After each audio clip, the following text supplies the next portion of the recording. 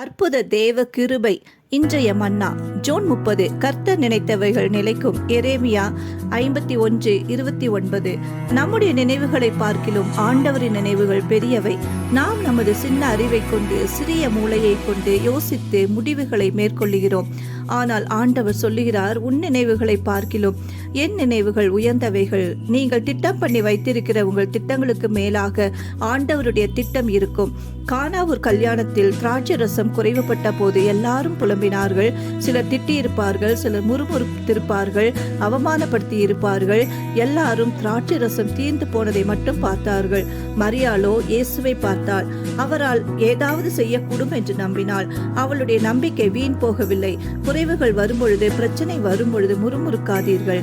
ஆண்டவரால் கூடும் என்று நம்புங்கள். கடந்த வந்த மாதம் முழுவதும் உங்களை பாதுகாத்து வழிநடத்தின தேவன் வருகிற மாதத்திலும் உங்களை ஆசீர்வதிப்பார். ஆமென்.